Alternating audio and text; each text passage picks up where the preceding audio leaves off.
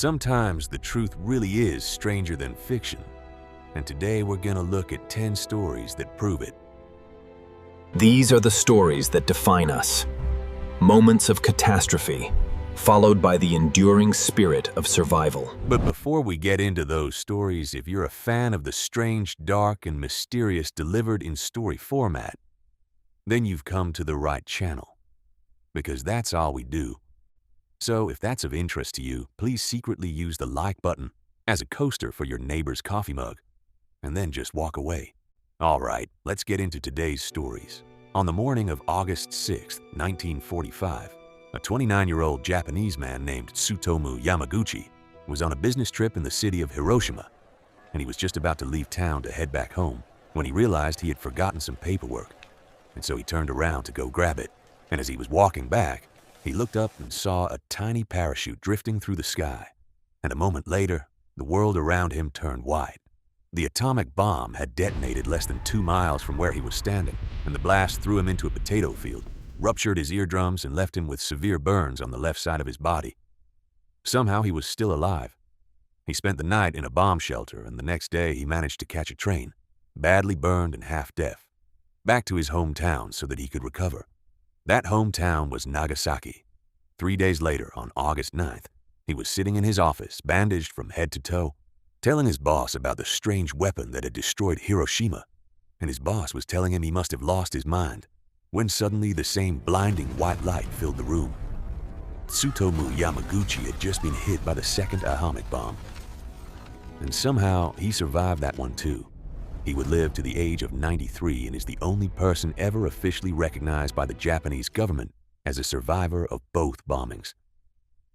In November 1942, a 25-year-old Chinese sailor named Poon Lim was working aboard a British merchant ship in the South Atlantic when a German U-boat fired 2 torpedoes into the side of it, and within minutes the ship went down.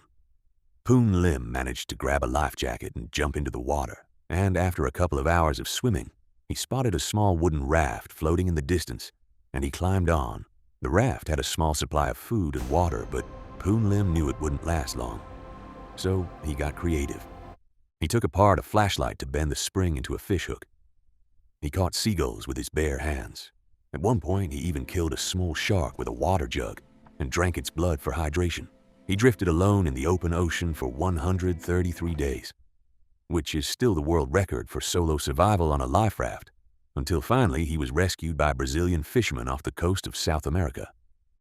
On December the 24th, 1971, a 17-year-old girl named Julianne Kupka was flying with her mother over the Peruvian rainforest when their plane was struck by lightning, and as Julianne sat strapped into her seat, she watched the right wing of the airplane catch fire and break off. A second later, Julianne found herself outside the plane, still strapped to her seat. She was the only survivor of the 92 people on that plane. Because her parents were biologists who had taught her how to live in the rainforest, she knew that if she found a stream and followed it, she would eventually find people. So she walked for 11 days through the jungle, drinking river water, ignoring the maggots that had begun to grow inside the wound on her arm, until she stumbled onto a small hut where loggers eventually found her and brought her to safety. A little over a year later, on January the 26th, 1972, a 22-year-old Serbian flight attendant named Vesna Vulovic was working aboard a Yugoslav airliner, cruising at about 33,000 feet over what was then Czechoslovakia, when a bomb that had been hidden in the cargo hold detonated, and the entire airplane broke apart in midair. Every other person on board was killed almost instantly, but Vesna, still inside a section of the fuselage, fell more than 6 miles to the ground. She landed on a snow-covered mountainside, and remarkably, a villager who happened to have been a medic during World War II found her alive in the wreckage and kept her stable until help arrived. She was in a coma for weeks, broke nearly every major bone in her body, and was paralyzed from the waist down for almost a year. But she eventually made a near full recovery, and she holds the Guinness World Record for the highest fall ever survived without a parachute. When asked later if she was afraid to fly again, she said no. She actually loved flying.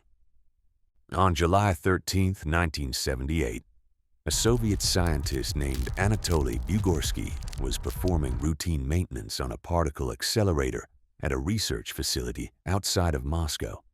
The safety mechanisms that were supposed to shut the machine off had failed, but Anatoly didn't know that, and as he leaned his head inside to inspect a faulty component, a proton beam traveling at nearly the speed of light passed directly through his skull. He later said he saw a flash brighter than 1,000 suns, but he felt no pain. The left side of his face immediately began to swell, and doctors who examined him were convinced he was going to die within days from radiation poisoning, because the dose his brain had absorbed was hundreds of times what is considered fatal. But Anatoly didn't die. He went on to finish his PhD. The left side of his face is now permanently paralyzed, and he occasionally has seizures, but he is still alive today, and he's the only known person in history to have been hit in the head by a particle beam. On April 14, 1994, a 39-year-old Italian police officer named Mauro Prosperi was competing in the Marathon des Sables, a 156-mile ultramarathon across the Sahara Desert. About 4 hours into one of the stages, a massive sandstorm rolled in and completely engulfed him, and when it finally cleared 8 hours later, every landmark around him was gone. He had no idea which direction was which. He was supposed to be found within a day, but he wasn't. He wandered for 9 days through the desert. He ran out of water, and to stay alive, he drank his own urine, ate raw bats that he found inside an abandoned shrine, and at one point, convinced he was going to die anyway, he slit his wrists and laid down to bleed out. But his blood was so thick from dehydration that it just clotted, and he survived the suicide attempt. He eventually stumbled into a nomad camp in Algeria, 180 miles off course, having crossed an international border on foot. He had lost 40 pounds. 2 years later, he was back at the Marathon des Sables, running it again. On September the 29th, 1978, a 15-year-old girl named Mary Vincent was hitchhiking in California, trying to get to her grandfather's house, when a friendly older man in a van pulled over and offered her a ride. His name was Lawrence Singleton, and after Mary fell asleep in his van, he drove her to a remote area, brutally attacked her, cut off both of her forearms with a hatchet, and threw her over a cliff, assuming she was dead. But Mary was not dead. Despite her injuries, she climbed back up the cliff, and naked and bleeding, she walked along a highway holding her arms up so she wouldn't bleed out, until a couple in a car finally stopped and rescued her. She would go on to testify against her attacker in court, identify him in front of a jury, and her testimony put him in prison. She later became an artist and an advocate for victims' rights, and she paints to this day using prosthetic arms. Between 1942 and 1977, a U.S. park ranger named Roy Sullivan, who worked at Shenandoah National Park in Virginia, was struck by lightning 7 separate times, and he survived every single one. The first strike burned a hole through his leg. The second set his hair on fire while he was driving a truck. The third hit him in the shoulder. The fourth set his hair on fire again. The fifth threw him out of his car. The sixth hit him while he was inspecting a campsite, and the seventh hit him while he was fishing, after which a bear tried to steal his trout. Roy holds the Guinness World Record for the most lightning strikes survived by one person, and the odds of being struck even once in a lifetime are roughly 1 in 15,000. A Croatian man named Frane Selak had what might be the strangest run of luck in human history. In 1962, he was on a train that derailed and plunged into an icy river, killing 17 people. He swam to shore. The next year, he was on a plane when a door blew off and he was sucked out of the aircraft. But he landed in a haystack and survived. In 1966, the bus he was on crashed into a river, and 4 people drowned, but he made it out. Then his car caught fire while he was driving, twice, in separate incidents. Then he was hit by a bus while crossing the street. Then he drove off a 300-foot cliff to avoid a head-on collision, jumped out of the car on the way down, and watched the vehicle explode below him while he hung from a tree. Then, in 2003, at the age of 73, he bought his very first lottery ticket and won roughly $1 million.